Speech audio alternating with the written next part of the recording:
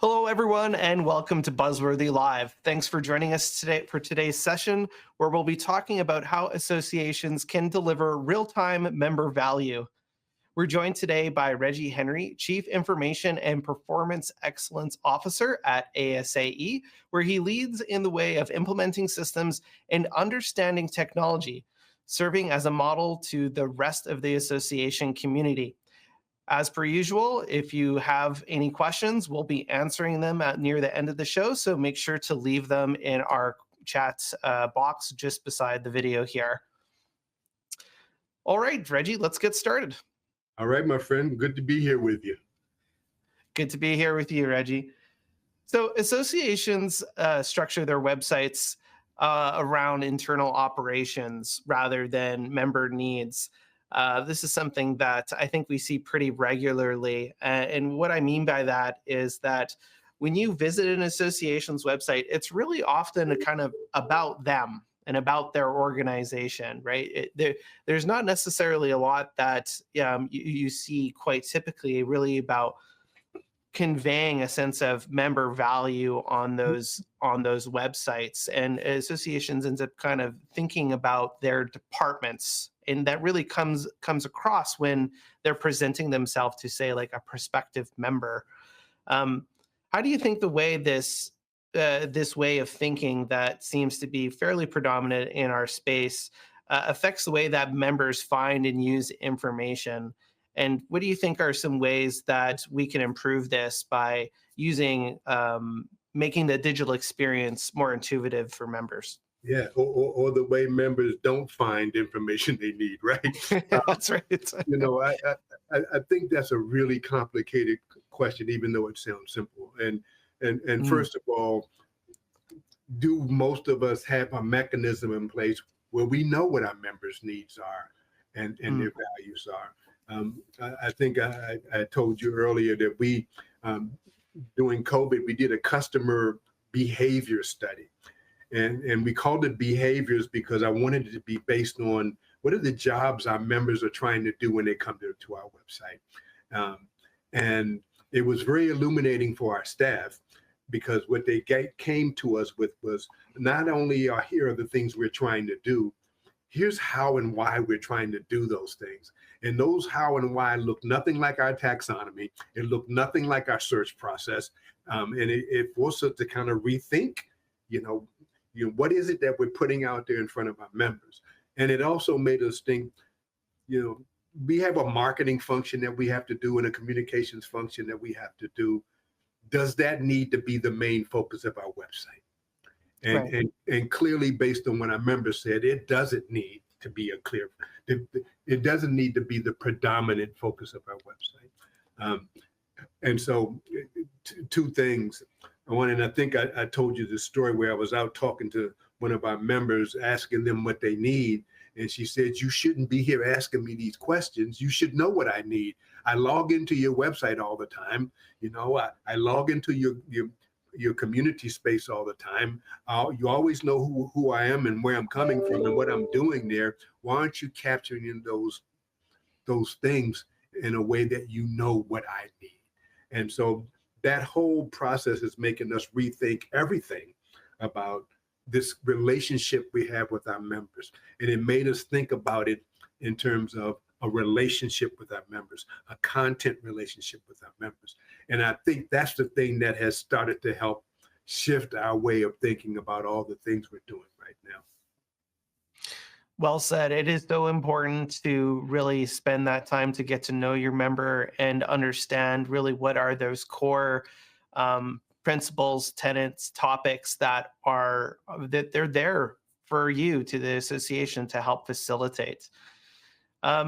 Reggie, technology has really changed how people expect and access information.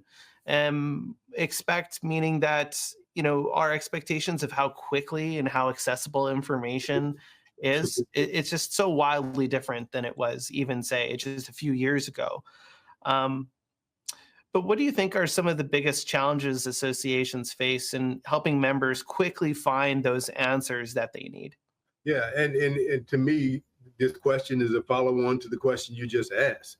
is how do we do what we know our members' needs are? And one of the things that we're finding extremely helpful right now is AI. I think I told you we had put together our own large language model based on not what we market and try to sell, but the association management profession. And I walked our staff through an example and asked them to try to solve the same problem in a website. And the example was, I'm a small staff association. I got to stand up a marketing department of 4 people. What should the positions be and what should I pay them? And so the team that was working on the website tried their darndest to use all the searching and filtering. And what they got it down to was a list of, I think it was 300 resources that the member would then have to navigate to try to find the answer to that question. And I went to the large language model and just typed in what I just told you. And in 30 seconds, it came back and said, because you're a small staff association, you should have these positions in the marketing department and you should pay them this amount of money. And if you happen to be in a metropolitan area, it would change by 5%. But I mean, it gave me that. And what we had to struggle with as an organization is, what's the difference between giving somebody choices where they have to find the answer and just giving them the answer, just giving them the freaking answer. And 2 things came out of that, Marcus. One of our staff members said, we just gave somebody $1,000 answer. I said, what do you mean by that? Well, they would have had to buy this publication and that publication and this publication and attend this conference to get that question answered. And they said that to me 2 times, and then they realized what they're saying is that our business models are going to have to undergo some major change at some point in time in the future, because we now have tools that will extract answers out of resources in a very short amount of time, where we can provide a different level of value for our members. But that might mean higher membership costs. That might mean some other way of subsidizing these AI-related things we're doing. But the business model has to change, because our members are I call it shifting from the resources economy to the answer economy, the choices economy to the answer economy. They're experiencing that in their day-to-day lives everywhere. And obviously that expectation is going to be at their association as well. That is so true, Reggie. With the advent of AI and its ability to really sift through endless amounts of information, it doesn't matter how much you give the system, the speed and complexity of which it's able to take your prompt and deliver a very narrow answer to, regardless of how complex the question was, is truly remarkable. And that could really blur the lines between products and services if you're feeding the system really the full knowledge base of your association. So that is something that I think you actually hit the nail on the head, is that we're going to have to rethink what are those formats and channels that we're providing information to folks, and how does that conflict with perhaps, say, some of our revenue streams in terms of knowledge sharing? Absolutely. And we had 150 of our members test alongside of us when we were building a large language model. And unprompted, and I should say that our model, as we give the answer, we also give the sources that was used to develop the answer. Unprompted, our members started to click on those sources, go to our website, give us feedback, didn't even know you had this resource. Can I buy this resource? So, this whole model of how we surface all the content that we have has to change. And I asked our staff, a couple of people on our staff who I thought would know the answer to this, how much of our content is readily available? And I got looks back, Marcus, like, what do you mean by readily? But you know what I mean by readily. If somebody needs it, can they find it? And the bottom line is, I went back and used some calculations and came up with, about 50 to 55% of our content is readily available to people. And now with this large language model, we can make sure that, 95% of our content is available to people.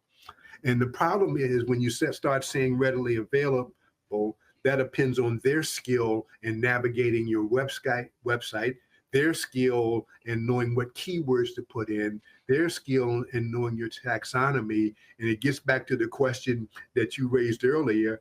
Our website is based on our internal knowledge of our content, not based on the questions that a member might have about that content. So their ability to ask a natural language question and get access to resources they didn't even know we had, it's pretty freaking remarkable to me. Absolutely.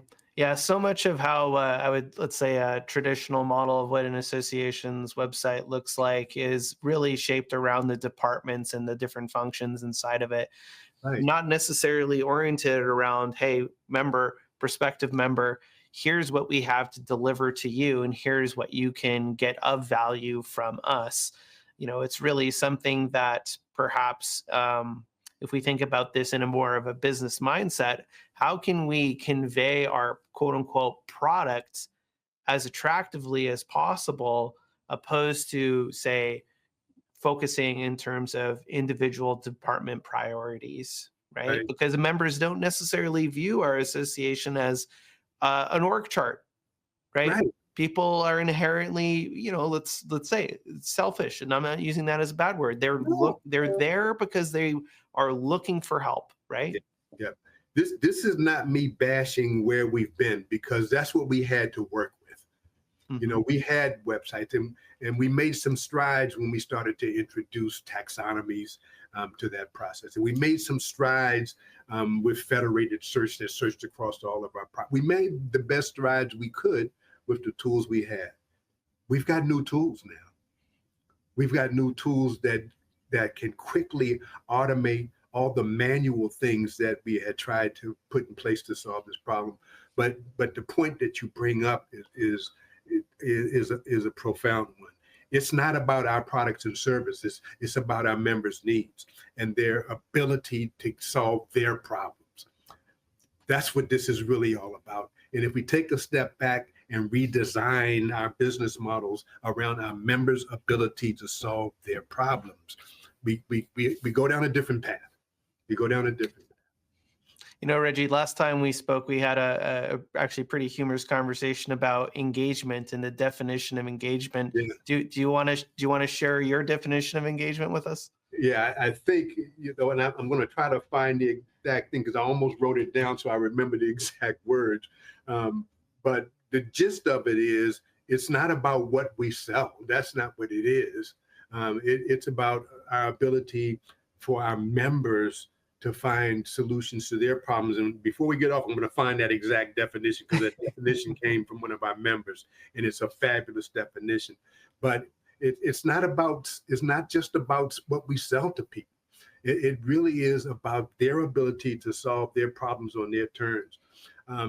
I remember we were trying to come up with a slogan, and the slogan we came up with is, how can we be present at our members' points of need?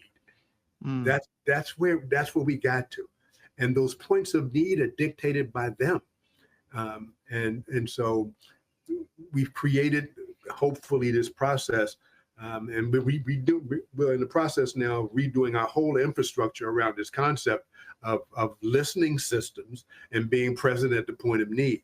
The listening systems part means that all of our systems will create thousands of touch points, maybe daily, that we can interpret to know not what this person who happens to be a director of technology needs are, but the specific person and how they're interacting with our sites and things. And so that whole concept of member-driven experience based on the jobs that they have to do is what's driving us right now. Well said. Well, if I can paraphrase from what I remember, and I apologize if the member's listening and I do him an injustice, but essentially what was communicated is that engagement happens when something of value is presented to the member. Because if you're able to, engagement happens when there's value when there's value, the member will give you either their time, attention, or even money, Yep. right? Because that's really how humans work at the end of the day, is that we're limited on time, right? We're limited in terms of our attention. We're busy. We're inundated with all sorts of information, and we're all very frugal with where we give our money, right? And we expect value out of that. So associations can pontificate about how to facilitate engagements all they like, but the answer is something like value. You need to provide value. You need to help that member. Here's the exact quote. Member engagement is the result of a member investing time and or money with ASAE in exchange for value. There you go.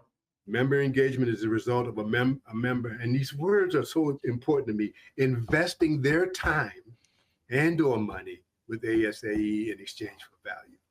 And the fact that we are lucky enough as associations to have people who are willing to invest not only their money, but their time with us in exchange for value is an important thing. David Gamble is a well-known CEO in our space who came up with that definition, which I think is right on. We can't shortchange this investment of time that our members have with us, and trying to limit the amount of time we waste with them because we haven't designed our content delivery channels or our content consumption channels in a way that makes sense for them. Well, big shout out to him for absolutely giving us that definition, because I think it's very well articulated, and it really cuts to the heart of what folks perhaps should be thinking about when they're looking to facilitate those opportunities for members to engage with them more thoughtfully. Reggie, we talked a lot about AI and technology, and it's no secret that associations are struggling to help facilitate that within their org chart. Is there any advice that you think associations should take into consideration when it comes to their structure, processes, and mindsets to adopting new technology? Yeah, we did some of the mindset stuff early on through some of these conversations, but probably about 5 years ago, I sat down and looked at where we're spending our money on these technologies, and at that time, we were probably spending about 75% of our money on internal technologies, and about 25% of our money on our member-facing technologies. Something's wrong with that, right? Something's wrong with that. And so our refocus has been, no, where the rubber meets the road is where our members interact with the technologies that they interact with. Okay, we need to at least spend half of those our dollars on those member-facing technologies. And that meant that we need to maybe reduce or rethink these internal technologies in a way that kind of right-sizes that model. So right now, I've got 3 areas that I focus on for our organization. We've got member-facing technologies. We've got our run the business technologies. We've got this growing area called our insight technologies, which is business analytics and AI-generated insights from all the data that we have, and AI-generated insights from all the content we have, and the mashup of the content stuff with the data stuff that tells me, what does Marcus need from me right now in his journey with us? And so these insights technology are a critical thing for us. But breaking it down in those 3 areas gave our staff a better understanding of what we're trying to do. And they can clearly see now that these member-facing technologies are at least as important as the other 2 phases of our technology. And they've reacted that way. And our members are reacting because they see it as well. So that's the advice, is really sit down and understand where your technology dollars are being spent. Make sure that meshes up with what your values are and your value proposition are, and this engagement definition that we just gave you, make sure that your dollars are serving the needs of your organizations in ways that your members can see the value being produced. Really well said, Reggie. One more question for you here before we get into Q&A. Yeah. AI is able to look at a large set of content, right, and generate a very specific answer to, say, a question that a member may have through, say, years of logging insights and knowledge. But what it can't necessarily do, at least for right now, is create that new knowledge base, right? Right. Where both members and, we say, industry experts are creating content around what's happening today. Right. Which, in these times, is things are moving quite quickly, and a lot of knowledge sharing it needs facilitating. Is there any advice on how associations can create content for their members, as it's really a way to provide knowledge sharing at scale Yeah. because of advent of the internet? No, I hear you. And I think, again, it goes down to business and operational model. The place where we have traditionally created new content is at our big events, at our meetings and events, right? We get the best minds together. We do a request for proposals. They submit those proposals, and doing discussions at these things, this new knowledge emerges. This community-generated knowledge emerges. And typically, only the people who were at that event got that knowledge, right? It's that kind of thing. And routinely, there'll be committee meetings or task force meetings where people are coming up with the new ideas that'll shape the future, or the new regulations, or the new whatevers. And the people at that meeting got the best rendition of that knowledge. So what I'm seeing and we're using is capture everything. Capture all the conversations that are happening. If you're having events at your annual meeting, it's easy enough to capture those transcripts. And now what AI allows us to do is produce, from any of that captured content, I need an ebook about this particular session because it was just that informative for us. Or I need some blog posts about this to continue the conversation in our social media channels. Or and I can keep going down the ors, right? So this repurposing of content in ways that lifts the whole profession, or the whole boat up, rather than just the people who were able to attend something, to them feels like new content. To them feels like original content. So I think changing our operational models, this might not be a business model thing, it might be an operational model, to the place where we value each conversation that's being had. It's easy enough to capture all of those things in ways that we can repurpose that content. And what we're seeing happen around some of the compendium content is we'll put it out in the community, people will react to it, add to it, subtract from it, and that's the content creation process, right? Happening right there. Capture that as well. I'm capturing some of the conversations that are going on in our private social network called Collaborate, and I'll run that through an AI engine. And one of the tools I use says, tell me the unintended consequences of this conversation that just happened. That's new content.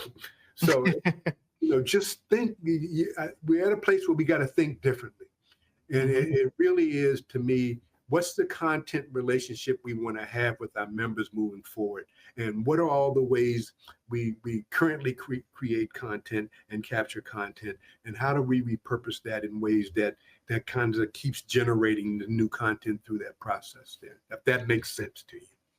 Absolutely. I think that's actually really well said, that, the community within our association is really, if we enable it, they're really producing a lot of the knowledge sharing that is worth disseminating. It's just a matter of finding a way to distribute that at scale.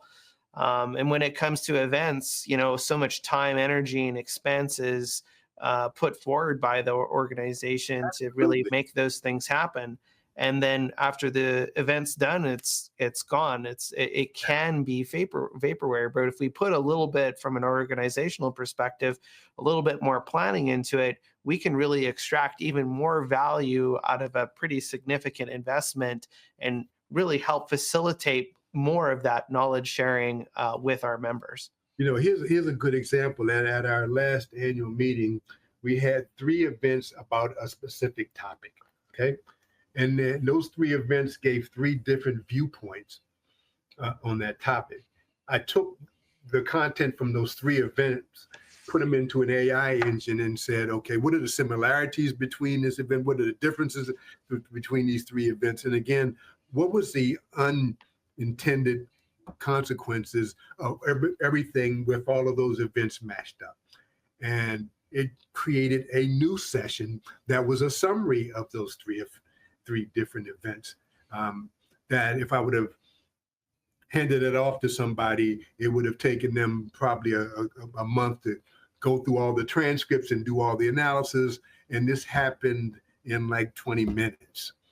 And so the time saving of doing things that, quite honestly, in the past, we just didn't do because we didn't have the time and resources to do, is crazy right now. I think I mentioned to you earlier, we're doing these pulse reports now based on what's going on in associations' reaction to policies and things that are changing almost on a daily basis, that if we didn't have AI helping us with analyzing these pulse survey results, we would be taking 2 to 3 weeks to get some content out that people need tomorrow. And so that's the other thing that I think we need to take advantage of with AI, is don't just think about stuff that you can make better that you're doing today. What are things that you wouldn't have done or couldn't have done without that technology? And if people just ask themselves that, look back over your last fiscal year, what are the projects that you didn't get done or didn't start because you didn't have the resources? My guess is that they'll find some solutions that will start to enable them to take advantage of those things. Really well said. It's absolutely true that technology is making it more possible to get more done than ever before, just with how much speeding up of our processes technology can help facilitate. Reggie, we went through a lot today, but how do you feel about switching over to some questions from the audience? I'm good. All right, let's get to the first one here. And folks, if we don't get to all of them, we'll make sure to get Reggie's insights and facilitate that in our follow-up email post-show. The first one here for you, Reggie, is do you have any guidance on how we can get leadership or cross-department buy-in for a shift in providing engagement? Yeah, so here's what I see happen in a lot of organizations. And damn it happens here sometimes.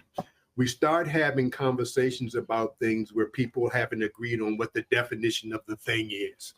And engagement is one of those things that kind of slips through your fingers like water if you don't define it, because everybody has a different definition. So I think that's the first thing, is define what you mean by engagement and separate out those things which that definition we gave does. What are those things that are people buying from us, which is not engagement, that's buying. Damn it, that's buying. Somebody buys a book, that's them buying a book. And places where you can see clear engagement, like conversations or people attending an event. I know that's buying, but they're participating in that event alongside their colleagues. That's a different level of engagement. So define what you want to get out of engagement, and define some KPIs for those things. Once you decide what engagement is, define some KPIs and use those for a while, and then you'll start to see what's working and what's not working for your members or your population of people. We kind of let some of those things off the hook. I had one of our staff people, when we first started this conversation, said, we just had a really successful event. We had 50 CEOs in the room talking about blah, blah, blah, blah. And I asked the simple question, well, how many CEOs did you intend to have in the room? Well, we didn't set a number for it, and so it's that which you don't measure, you can't improve. So I think that's my best answer to that question there. I think that's great. Whenever trying to get buy-in from the greater organization, I think it always helps to just communicate those key KPIs that you're trying to shift, or at least communicate how you're going to measure what the outcome is this going to be. And then that way you're accountable for the thing that you're bringing forward. We need to wrap up shortly here, but just real quick, Reggie, I wanted just your hot take on how associations can use AI in a way that it really addresses this question of trustworthiness or a bias in, say, the tool, the answer the tool is going to be bringing forward. What's your thoughts on that? There's a couple of things. One I think is take AI out of the leadership's hands as the only people who can make decisions, have discussions around AI. I created some guidelines here that were protective of the organization's data and privacy of our members, but then turn the staff loose and say, okay, there's enough tools out there. I'll surface some. I want you guys to surface some in your particular area of expertise. Bring them here. We'll check for privacy and security, but I want the staff to have at it. So create that environment where your staff can have at it. The second thing is, you don't have to use ChatGPT to use AI. You don't have to use these public available things. When we loaded up all of our content into our large language model, we used our content. Okay, that content has already been vetted because we vet content before we produce events. We vet content before we publish books. We vet content before we publish articles. That's already vetted content that we put into this large language model. Involve your members in checking the validity of stuff that comes out of it. As I told you, we had 150 of our members checking every answer that they had put into this large language model.